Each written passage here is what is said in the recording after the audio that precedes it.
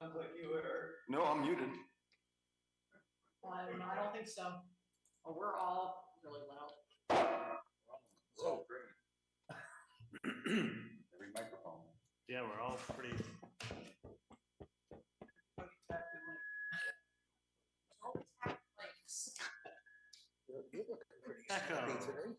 I'm feeling pretty sharp. So Teresa, I just finally looked at the messenger today. Are you, recipe on the front page. Bill, are you getting this feedback too? Because it's really bad out here. Can you hear the door handle? Well, no. Yeah, we're all. Or an echo. Woohoo! And a K. It's kind of neat. Something different. Maybe I missed anything with the echo. Still How now? about that now? How about that? Now That's it. That was it. I don't know why, but there's nobody here, so we're all set. Yeah. Okay. See, it wasn't. Nobody here but Howard. I was waiting for that. It wasn't me this time, Catherine. Don't feel left out. I'm not banging the hammer for nobody here. Oh, come on. You should have done that when it was echo. I would have been fine. It's historic. Thank you, everybody, and welcome to our annual fiscal year 2027 public budget meeting and hearing. So tonight we are going to review what we have ahead of you. You probably have all seen a beautiful mailer and or the e-alert, which details all the things you're about to hear tonight, which we have been talking about for the last 16 weeks amongst different committees. So we look forward to making sure you are well informed on what is coming up on the June 9th ballot and budget. We do our pledge. Do we normally for this meeting? Just want to know if we're standing up or not. I think you're good.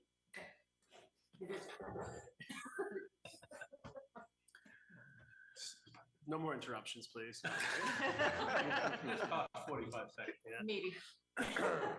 So first, we're going to introduce the folks on the select board, and then we will move forward and introduce folks on the budget committee. I'm Sean Keegan, the chair of the select board. Dave Clinton, vice chair. Rebecca Lambert. Catherine Mills Woodson. Karen, I'm Ellen Schneider. I'm chair of the budget committee. Davis. Ed Sims. Marty Hanish. And Chris Sammons is not here this evening. Okay. She might be later, but He's not here currently. not here currently. So we would also like to make sure everyone knows that Eric is here as well as Teresa. Yes, we are. Okay. Does anybody in the select board like to make a comment about the process and what we went through so far this year? Nothing new? Okay. So the goals for this meeting is to make sure everybody understands the FY26 municipal budget and warrant, highlight and discuss key warrant articles, the policy, present the 27 municipal budget and summary, provide information on the upcoming town meeting and secret ballot vote. Yes. Budget committee has been meeting since late fall. I'm working with the help of Eric and Teresa and providing input and feedback on the budget as it's evolved. With some citizen insight into the budgeting process, the goal of trying to ensure that the goals and priorities set out, articulated by the select committee, adequately reflected in the budget in a responsible manner. The goal of reducing the impact on the property tax payers of Readfield. Perfect, thank you. Would any member of the public like to make a comment?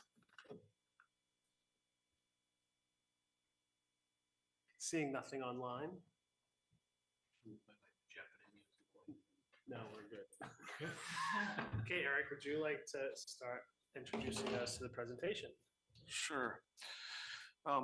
So the first thing that we will be kind of talking about briefly tonight is policy items, just presentation and discussion if there needs to be any.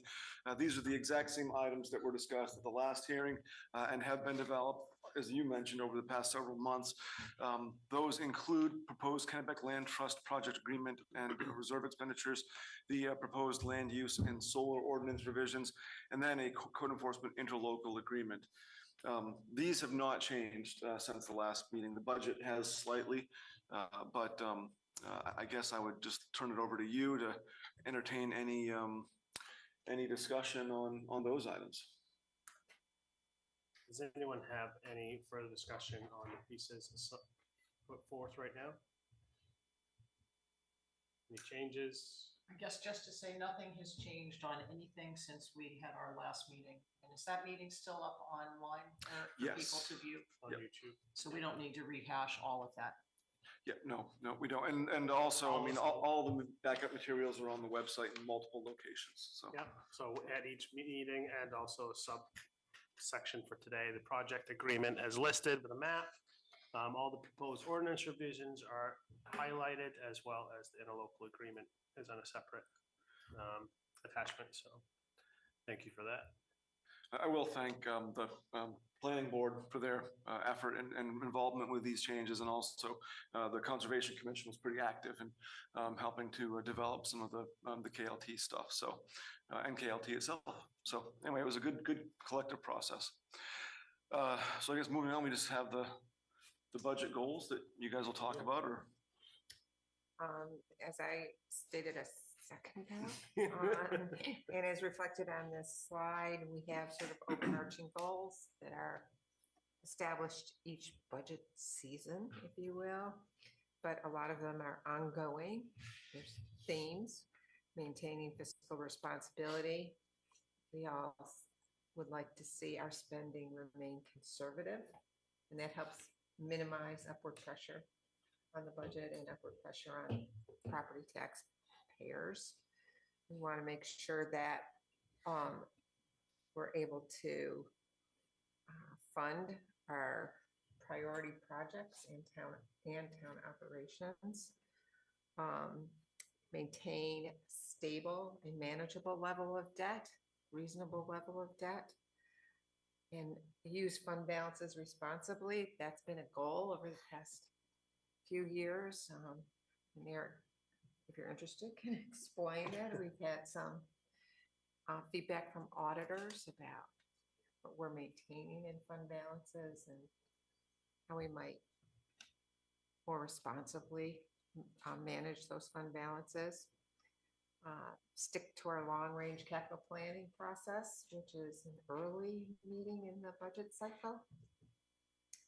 And always remember and never forget that the town budget is the town budget, and it's separate and apart from the county budget and the school budget. And so folks should remember we're not a huge piece of the overall picture, but an important one. Perfect, thank you. So the goals that we focused on this year was to continue development and funding for a lot of the capital projects that we've mentioned and talked about for the last several years. So that's the Fairgrounds Community Park project, the Church Road sidewalk, discussion on the salt sand shed at the transfer station, and then future Readfield beach access and facilities. We really looked at in the last year in combination with the open space working group on the next steps for that open space plan. We've done a lot of work this year, thanks to Jaren's support too, with the technology and productivity enhancements. We did an RFP this year for our winter roads, and that contract, we worked on that with a bunch of different vendors. So we've had 15 public meetings and discussions to develop this budget since October. We've had review and comment by members of the public, boards and committees, the budget committee and the select board. We've reviewed the budget details for all departments and divisions, and we have reviewed and revised the 5-year capital plan and its supporting policy. Thank you, Ed. Eric, I think we're back to you, sir. All right, very good. Well, we start where we usually do with talking about the big picture. And I'm gonna try not to hit this microphone. I do that sometimes. And we'll talk about the factoring that's been going on over the past 5 years. This is the 6th year of that factoring. We've been as much as 25%, as low as 5 or 10%. This year, we're landing at 20. And we do that to keep up with full valuation for the state of Maine. They tell us what our value is. We have to adjust to meet that or we lose funding. And that's why that happens. The last factor was several years ago, and or this last full revaluation was several years ago. So we are also in the process of performing a revaluation. That impact won't be felt until FY28. So I just wanted to be clear that this is the last time we'll be doing a factor outside of the proper revaluation. Factoring just takes everything and moves it equally up and down. The revaluation puts everything in its relative place. Some things might go up, some things might go down, but it all depends on market factors and neighborhood values and trends in real estate in the state of Maine over the past 5 years or so. So that's really what the reval does. And it's different from the factoring that we are doing again this year to just keep pace with the state. The estimated municipal mill rate is 2.09 and the total mill rate is 11.37, and that includes the RSU and county taxes. The combined mill rate last year was 12.06. So we would expect that with factoring, the mill rate would go down. With increased spending, it will go up. So it's not a one-to-one equation, but in net, we saw a reduction in the mill rate. Municipal budget highlights, inflation, assessments, labor, and reserves are the main drivers for higher operating expenses. We have persistent inflation, and we also have variable wages that are part of our new contract. Some folks got more, some folks got less. It was done on a wage study basis, so we tried to be fair on that. But the average is about 8% because we found over the last contract period, we hadn't quite been able to keep up with inflation on wages or inflation in general for that matter. So we did see a $60,000 increase in the Winthrop ambulance and dispatch. And I'm going to step aside for just a second and note that we are looking probably next year at another increase of probably close to 40,000. But if that happens, it would be because we're getting a vehicle back at the Readfield station. Oh. So it's been a challenging process, but we are pursuing that actively. And I actually hope that we see an increase next year because to me, the most important thing is getting that vehicle in that station to provide better service for residents. So that's some positive news that's developing. And we're also working with Winthrop to make sure that we have a proposal in place before the next budget cycle so we can actually deliberate on it and not just react. Increase in reserve savings and also capital cost and the cost of work. Those things have driven costs. Reserves are up, but they are up less, or excuse me, revenues are up, but they're less than expenses. So in that, we're going to have a tax increase, unfortunately.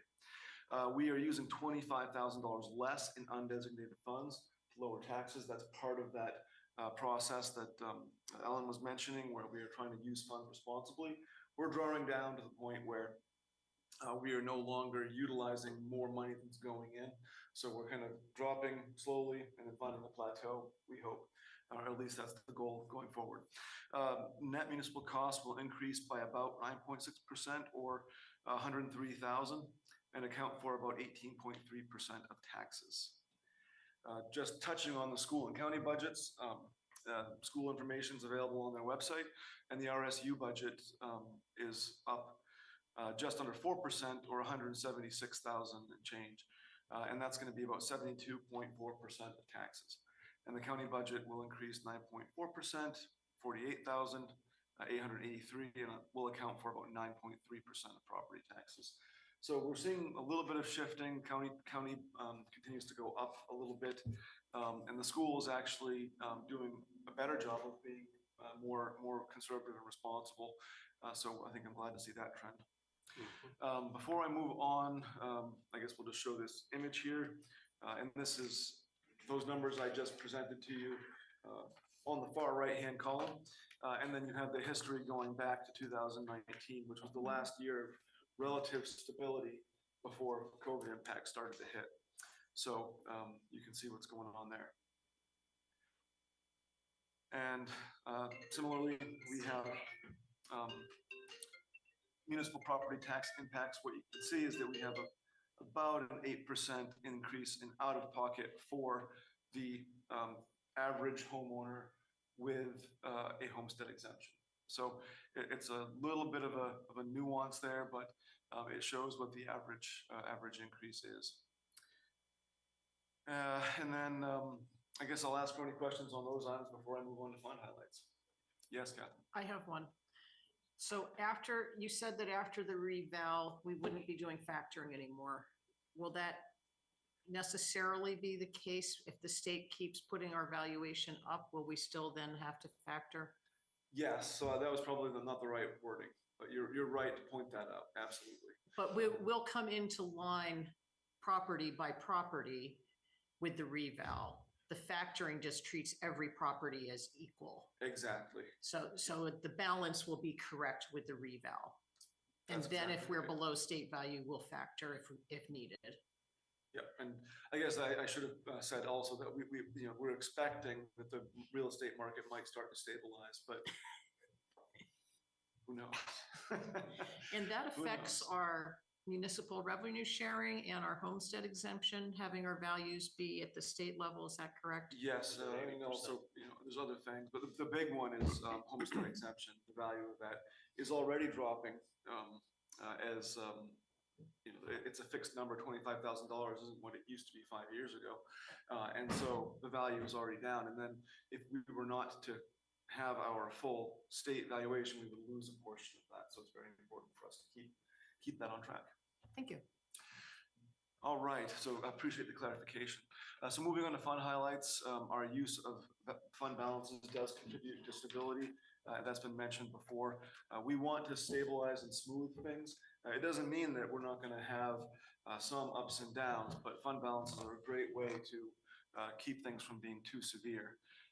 They're conservative. We try to estimate a little bit lower than what we think we might actually have, and the auditors usually prove us right. They come in and say, well, you've got a little bit more there, and that gives us a little bit more breathing room. But what we have seen as a consistent trend is that kind of decline in fund balances and a bit of a shift from undesignated fund to designated reserves for projects that we know we're going to be spending on.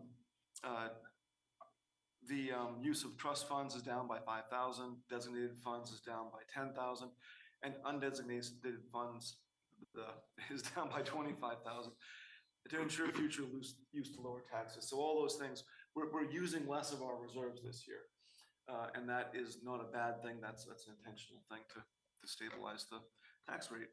And then 2/12 minimum policy is what we go by, and our balance does meet that with our current budget.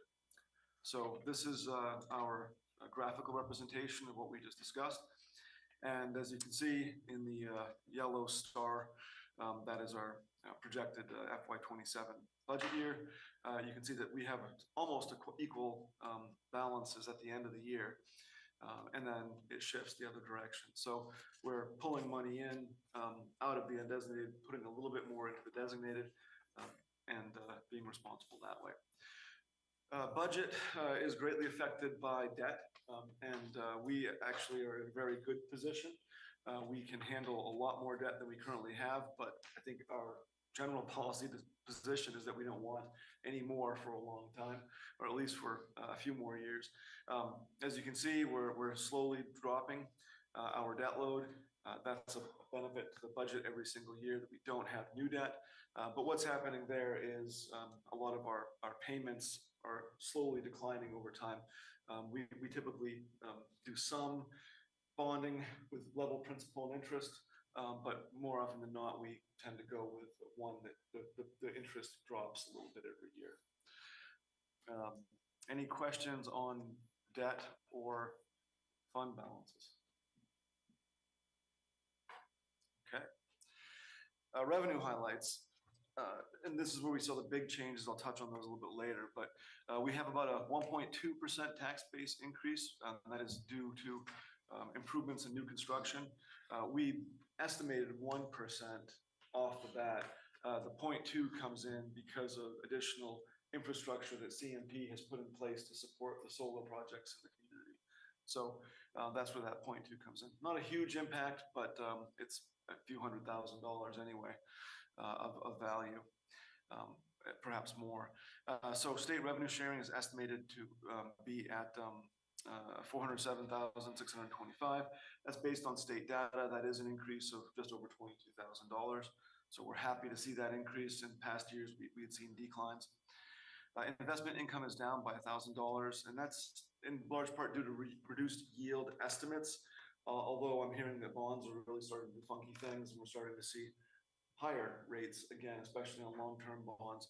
And other people know more about that than I do, but it doesn't seem like it's a good thing that that's happening. And we talked about at the select board meeting that even if we get a higher yield on our CDRs and CDs, it also means more than likely that we're going to be paying a lot more for services and goods. But anyway, long story short, investment income is down, but that might not hold true. It might be up if rates continue to increase. Motor vehicle revenues are up by $50,000 to $700,000.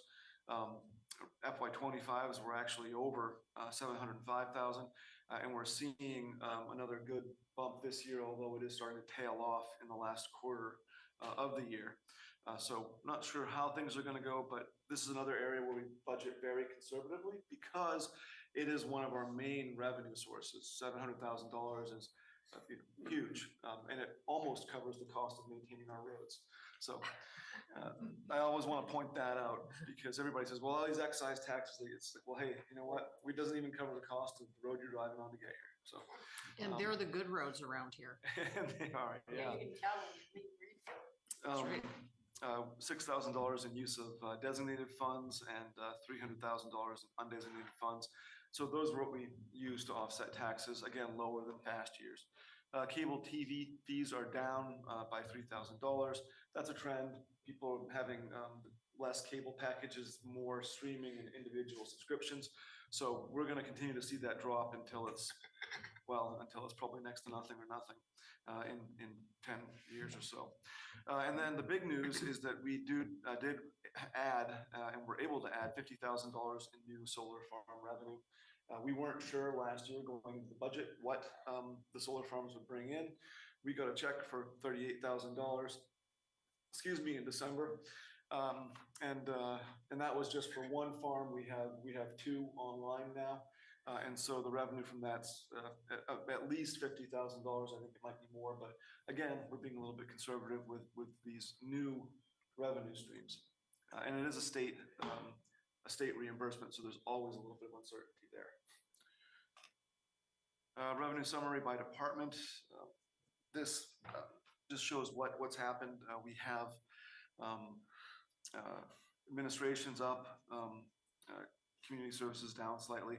Big increase in recreation, parks, and activities as we increase programming. We have a small increase in roads and drainage that's worth noting. Again, it's a intense materials and labor department, so that one does cost quite a bit more over time. Unclassified is up modest $198, but the percentage looks pretty big. And then we have transfers, which are use of special funds. As I noted there, it's down quite a bit from prior years. So expense highlights. Labor and insurance costs are up over $34,000.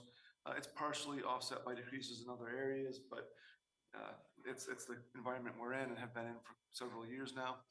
Grant writing and planning is down by $3,000. We're making an intentional effort to not overfund that. Right now we have very specific goals and even some specific engineering and design funds. So we don't necessarily have much uncertainty around what we're going to be working on. We know it's going to be the fairgrounds. We know it's going to be the sidewalk project. And we know that things related to the salt sand shed and the beach have special designated funding for them. Code enforcement is down over 6,000. That's due to a transition and change in wage rate and really a market adjustment for the pay scale. Assessing is up by 5,500. Our service costs there have increased. Legal fees are flat at $10,000, and that is I think still a safe number for us. And we have an overall 4.2 increase for the administration department. Maintenance is up a net of 19,000 and 10.65% due to labor, energy, and material costs.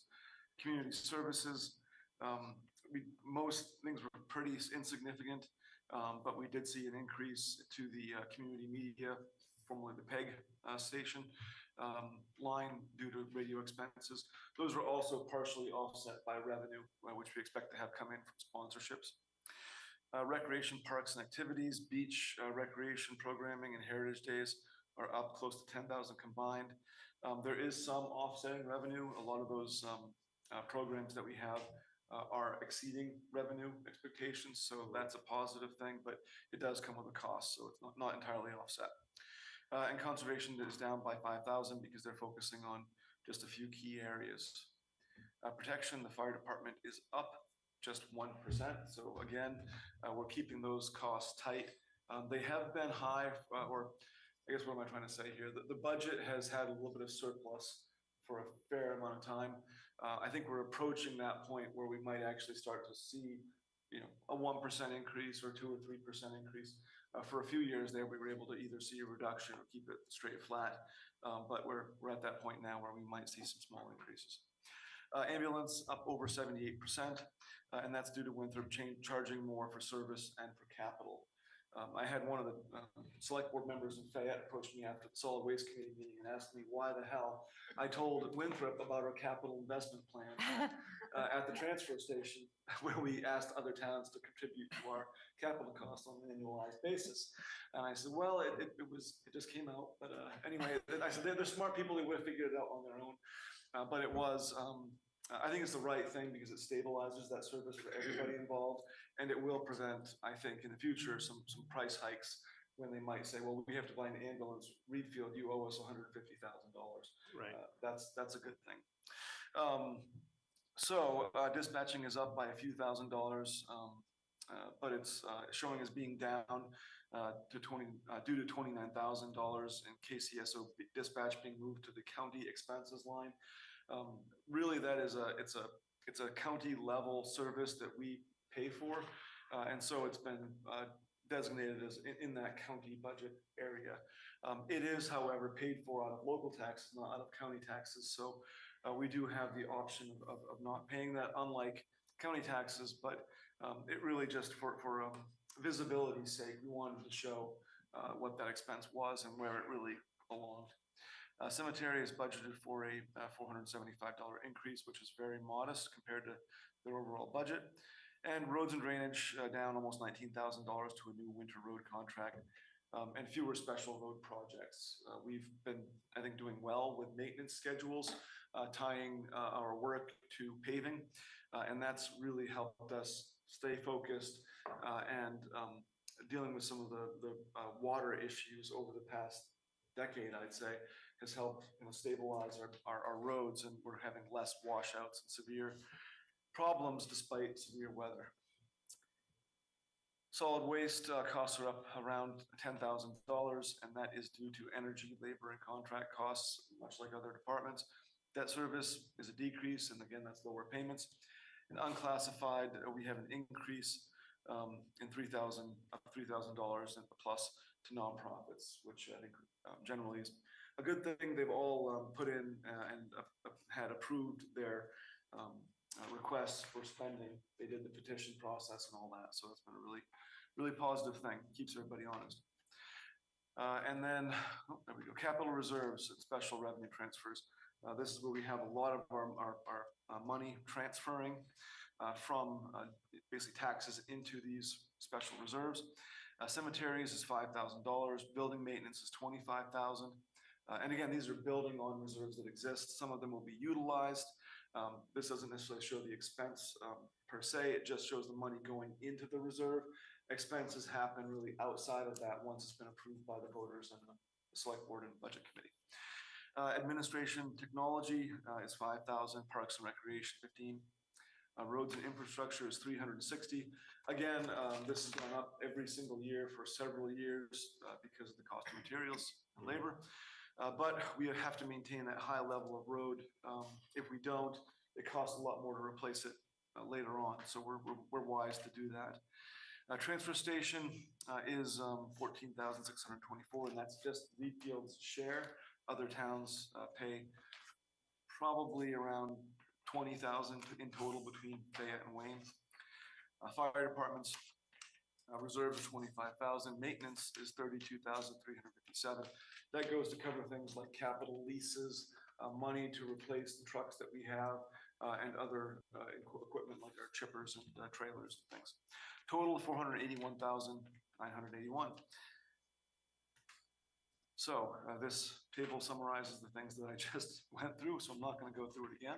Please no. And do I have any questions on expenses before I move on? Okay, so I'll hand it over to Sean for the public questions and comments. Would anybody in the audience like to ask any questions or make any comments? Nobody here. I think it was a great presentation. I learned a lot here. What I expected. It's good. Thank you. Nobody you, online? Howard. Okay. So, closing communication, would any member of the select board have any last comments they'd like to say? I'd like to thank the budget committee members for all the work you do, because you save us a ton of work, because we're looking at everything that you've already done and scrutinize detail line by line. And we really appreciate all of that. It makes our decision-making a lot easier, knowing that there are competent people who have looked at things and made wise decisions. And Eric, this was a great presentation. I mean, you just snapped right through it. You had explanations for everything, and it's spot on.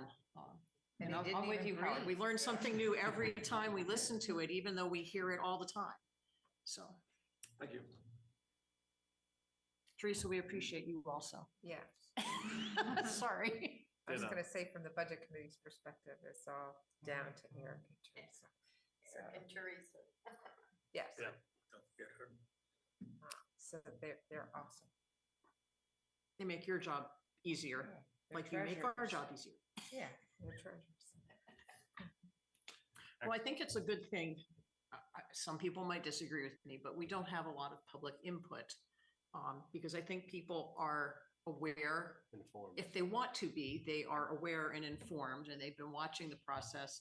And the net result is not out, it's not alarming, the amount that we're going up. We're not talking 20% increases like some surrounding communities have been dealing with. Or millions of dollars in holes, which Yeah. you're hearing also around us. So. Typically, when the room's full, there's a problem. Yeah.